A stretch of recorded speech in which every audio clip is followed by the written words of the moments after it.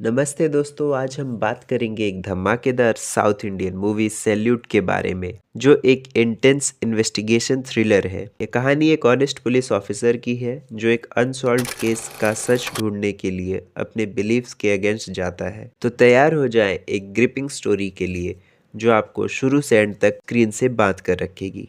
तो मूवी की स्टार्टिंग एक पुलिस स्टेशन में होती है, जहां हम अरविंद नाम के एक आदमी को देखते हैं जो वहां के कांस्टेबल को बताता है कि वो पहले यहाँ एसआई हुआ करता था और वो लॉन्ग लीव पर है और वो यहाँ एक पुराने केस की इन्वेस्टिगेशन करने आया है।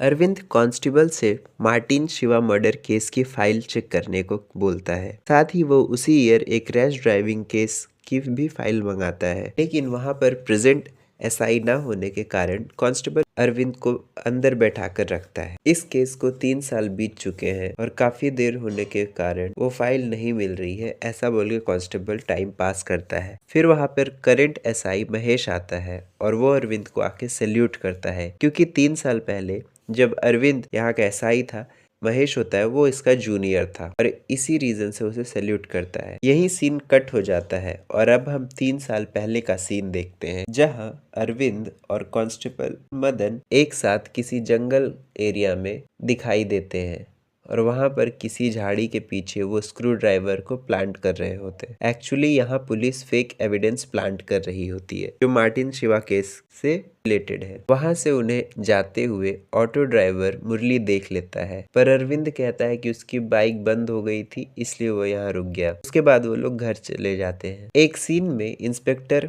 पवन चाय वाले जीवा से पूछताछ कर रहे होते हैं, जिसमें वो ऑटो ड्राइवर मुरली के बारे में पूछ रहे होते हैं, जिसमें वो बोलता है कि मुरली उस रात काफी ज्यादा ड्रिंक किया हुआ था। वो मार्टिन के घर जाता है, वो मार्टिन के घर जाने की जिद कर रहा होता है। नेक्स्ट डे वहां पर एमएलए सुंदरम की रैली निकलने वाली होती है, जहां पर लोग मार्टिन मर्डर केस को लेकर काफी ज्यादा अग्रेसिव हुए थे, इसलिए क्राउड में से कुछ गुंडे डीएसपी पर अटैक कर देते हैं। सुंदरम डीएसपी पर इस मर्डर केस को लेकर काफी प्रेशर डालता है, क्योंकि इसकी वजह से उसके वोट बैंक पर काफी असर पड़ रहा होता है और वो चाहता है कि जल्द से जल्द इस केस को सॉल्व कर दिया जाए। पुलिस इन्वेस्टिगेशन में उनका मेन सस्पेक्ट ऑटो ड्राइवर मुरली था। इसके लिए डीएसपी इंस्पेक्टर पवन से मुरली के अगेंस्ट चार्जशीट सुनाने को कहता है। उसके अकॉर्डिंगली मुरली उस रात काफी ड्रिंक किया हुआ था और वो जीवा के पास गया, क्योंकि जीवा को बताया कि मार्टिन ने उसे 75,000 रुपए देने के लिए बोला था, क्योंकि उसकी बहन की शादी थी।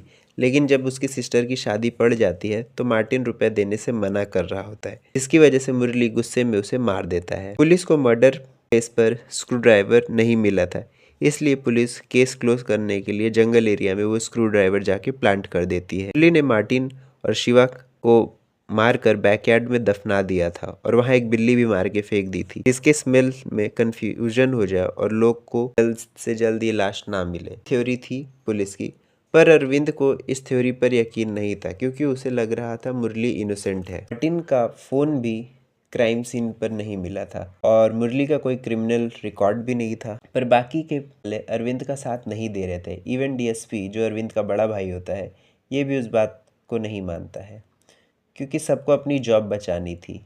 उन्हें वो एविडेंस प्लॉट करने के बदले वो एविडेंस प्लांट करने पड़े, वरना पॉलिटिशियन केस के डीले में उन सब को डिसमिस कर सकता था। उसके प्रेशर में आके पुलिस वालों ने रात को ही मुरली को से जाकर उठा लिया और जेल में डाल दिया। नेक्स्ट डे क्राउड और मीडिया के सामने मुरली को पुलिस उसी जंगल एरिया में ले जाते हैं, जहां उन्हें स्क्रू ड्राइवर मिल जाता है और वो एविडेंस में साबित हो जाता है, जिसकी वजह से मुरली को जेल हो जाती है। कुछ दिन बाद इंस्पेक्टर पवन डीएसपी और बाकी पुलिस वालों को बताते हैं कि उन्हें कल रात एक पेट्रोल पंप पर एक कार मिली, जिसमें चंदन नाम का आदमी था, जिसके पास मार्टिन का फ़ोन मिला था, पर उसने उसे बस रश ड्राइविंग का केस देकर छोड़ दिया, क्योंकि अगर वो उससे पकड़ता तो नया सस्पेक्ट और नया एविडेंस मिल जाता, जो कोर्ट में साबित करने पर सब के सब फंस जाते हैं। ये केस तो अब क्लोज हो चुका है और मुरली तो ऑलरेडी जेल में है, इसलिए डीएसपी इस बात को यहीं खत्म करने को कहता है। इस बात से अरविंद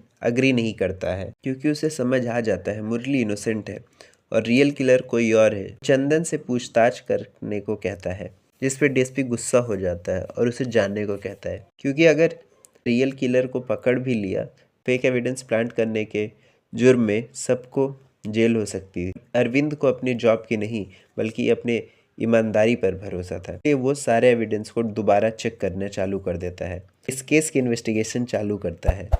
आगे वो फर्दर इन्वेस्टिगेशन करने के लिए अपने सुपीरियर से पूछताछ करता है, पर वो डीएसपी का फ्रेंड होता है। वो उसे आईजी की फैमिली की प्रोटेक्शन ड्यूटी दे देता है, जहां जानबूझकर अरविंद से छोटे छोटे काम कराए जाते हैं ताकि वो इस केस से दूर रहे और इन्वेस्टिगेशन ना कर पाए, जिससे अरविंद गुस्सा हो जाता है और 5 साल की लॉन्ग लीव लेके जॉब छोड़कर कहीं बाहर चला जाता है। इससे दोनों भाइयों के रिलेशनशिप भी बिगड़ जाते हैं। कई साल बाद का दिखाया जाता है जहां अरविंद अपने गर्लफ्रेंड दिया के साथ होता है, तभी उसके बड़े भाई की बेटी का कॉल आता है जो बोलती है कि अगले 3 महीने बाद मेरी शादी है और आपको आना है। अब अरविंद अपनी गर्लफ्रेंड को लेकर घर चला आता है। उसके बाद ये लोग शादी की शॉपिंग करने के लिए ज्वेलरी खरीदने जाते हैं। यहाँ पे अरविंद को मुरली की सिस्टर दिखाई देती है। उसकी बहन बताती है कि भाई को तो उम्र कैद हो गई थी।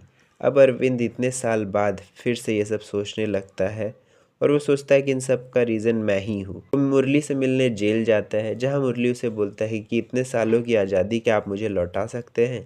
अब अरविंद ठान लेता है कि इस केस को वो रीओपन करना चाहता है। एसपी को यह पता चल जाता है कि अरविंद मुरली से मिलने जेल गया था, साथ ही उसने जज के पास अपॉइंटमेंट लेने की कोशिश भी की थी। एसपी अरविंद पर नजर रखने के लिए उसके पीछे 2 कांस्टेबल लगा देता है। इन्वेस्टिगेशन में साई महेश अरविंद की मदद कर रहा होता है। महेश अरविंद के लिए चंदन का एड्रेस ढूंढता है, जो रश ड्राइविंग के लिए कई साल पहले पकड़ा गया था। साथ ही उसे शिवा मार्टिन केस की फाइल मिल जाती है। जब अरविंद पुलिस स्टेशन से बाहर जाता है तो उसकी कार को कंट्रोल कर लिया जाता है और अरविंद अब समझ गया था कि ये सब डीएसपी कर रहा है फिर रोकने के लिए। इन सब के बाद भी अरविंद जज से मिलने चला जाता है। जज बोलता है कि तुम जो बोल रहे हो इसके लिए तुम्हें कुछ स्ट्रॉन्ग प्रूफ लाना होगा। खैर, वहाँ से अरविंद घर आ जाता है, जज पी लेते हैं और उसके बाद फ़ोटो देखते टाइम को चंदन का एड्रेस मिल जाता है क्योंकि ये फ़ोन डीएसपी का होता है। नेक्स्ट डे अरविंद बिना देरी किए उस एड्रेस पे चला जाता है। पे जाके वो एक मकान मालिक से मिलता है। मकान मालिक उसे बताता है कि चंदन यहाँ कुछ साल पहले रहता था। उसे एक मूर्ति भी दिखाता है जो उसे चंदन ने दिया था, जिसके बदले में उसने उसे 5 लाख रुपए भी दिए थे। अरविंद को पता चल जाता है कि चंदन लोगों को चीट करके उनके पैसे लूट कर भाग जाता है। कुछ समय बाद का सीन दिखाया जाता है जहाँ अरविंद दोबारा पुलिस ज्वाइन कर लेता है और डीएसपी उसे बहुत दूर पोस्टिंग दे देता है। वहाँ से जाते टाइम अरविंद जीवा के बेटे को पोस्टर देता है और बोलता है इसे अलग अलग जगह लगा देना, जिस पर लिखा रहता है कि अगर बच्चा चाहिए तो चंदन को कॉल करे, लेकिन पोस्टर के नीचे वो अपना नंबर लिखवा देता है। नेक्स्ट डे वहाँ जानकी नाम की औरत आती है और वो बोलती है कि वो एक आदमी से प्यार करती है, तो उसने 2 लाख रुपए भी दिए, पर रुपए लेते ही अरविंद इससे कांटेक्ट करना बंद कर दिया। अरविंद को उसके बंगले का फोटो भी वो औरत दिखाती है। तभी उसके पास कोई का कॉल आता है जो उसे गालियां देने लगता है क्योंकि वो अरविंद को सोचता है ये तो चंदन है। तो अरविंद क्राइम ब्रांच से चंदन का एड्रेस सर्च करवा रहा होता है।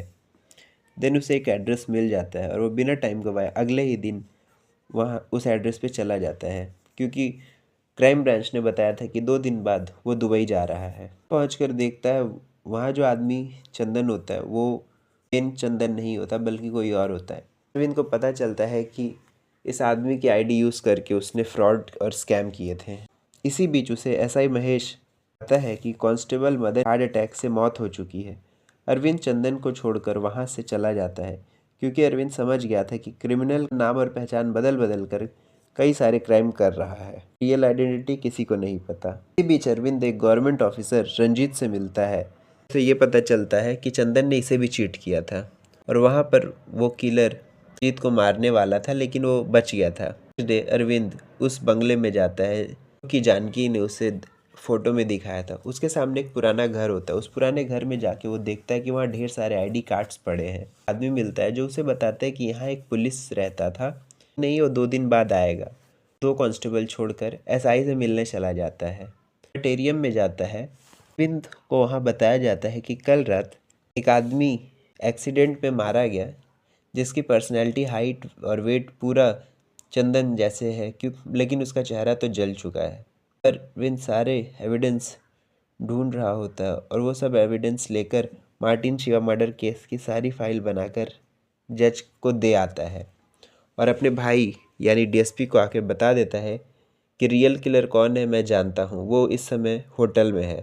डीएसपी अपने पुलिस फोर्स के साथ होटल के लिए निकल जाता है। अरविंद स्टेट स्पेशल ब्रांच को कॉल करके बता देता है कि कुछ लोग एक ओल्ड केस इन्वेस्टिगेशन करने जा रहे हैं जो कि कोर्ट में प्रूव हो चुका है और वो केस क्लोज भी है। अभी है तो ये इलीगल जो ये लोग कर रहे हैं, तो स्पेशल टीम उन्हें पकड़ लेती है। अरविंद अपनी केस फाइल जज को दे देता है।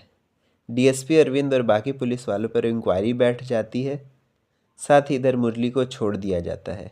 इसके बाद हम मूवी के एंड में देखते हैं अरविंद को किलर का 3 साल पुराना एक लेटर मिलता है जिसमें लिखा रहता है कि मैं तुम सब पुलिस वालों को जानता हूँ, लेकिन मैं अपना फेस कभी रिवील नहीं करूँगा। और ये मूवी यहीं ख़त्म हो जाती है। ये थोड़ी थ्रिलर मूवी है। मैं चाहूँगा कि आप ये मूवी एक बार जाकर प्लीज़ देखिए। मिलते हैं अगले संडे ठीक 12 बजे।